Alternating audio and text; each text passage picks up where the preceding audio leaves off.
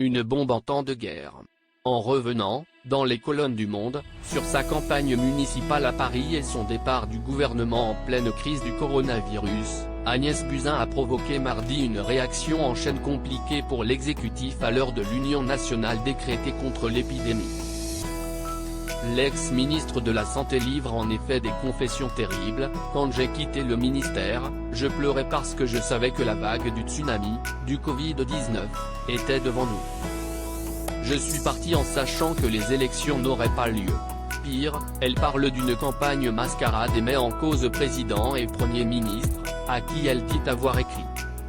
Le 30 janvier, j'ai averti Édouard Philippe que les élections ne pourraient sans doute pas se tenir. Je rongeais mon frein, précise la candidate, médecin de formation, qui a demandé sa réintégration à l'hôpital pour participer à la lutte contre le coronavirus.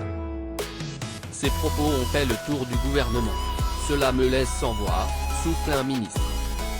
Je ne sais pas si elle se venge ou si elle craque.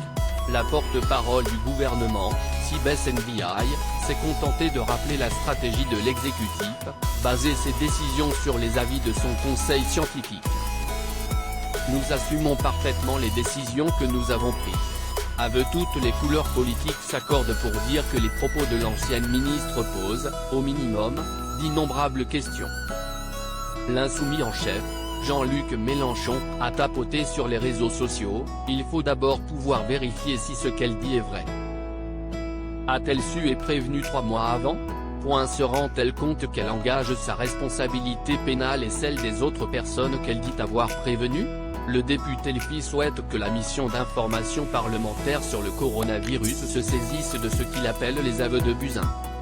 Même ambiance à droite. Si c'est vrai, ce sera un tsunami politique sans précédent, prévient le président des députés LR, Damien Abad. Mais nous ne voulons pas entrer aujourd'hui dans cette polémique, nous restons concentrés en responsabilité sur les mesures d'urgence. La présidente du Rassemblement national, Marine Le Pen, n'a pas laissé passer l'occasion de demander des comptes à la majorité. Les mesures qui s'imposaient ont-elles été retardées en connaissance de cause ? Nous sommes peut-être à l'aube d'un scandale sanitaire majeur.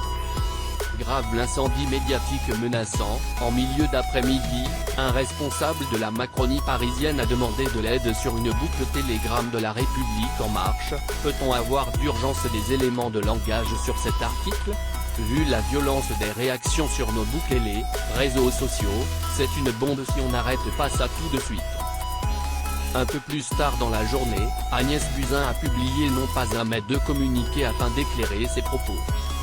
La candidate REM, arrivée 3e derrière Anne Hidalgo et Rachida Dati dimanche, insiste, toutes les mesures anticipées ont été mises en œuvre pour assurer la sécurité sanitaire.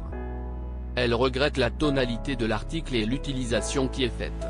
Soit elle a menti la première fois, lors de son entretien avec la journaliste, et c'est très grave pour elle, soit elle a menti la seconde fois, lors de ses communiqués, et c'est très grave pour la France, commente un député socialiste. De son côté, la sénatrice PS de l'Oise Laurence Rossignol a glissé un petit conseil à Agnès Buzyn, venue de la société civile et novice en politique. Elle ne sait pas qu'après le choc d'une défaite électorale, il faut couper la communication et se rouler en boule sous sa couette, pendant la cicatrisation. Rachid Laïrecheux.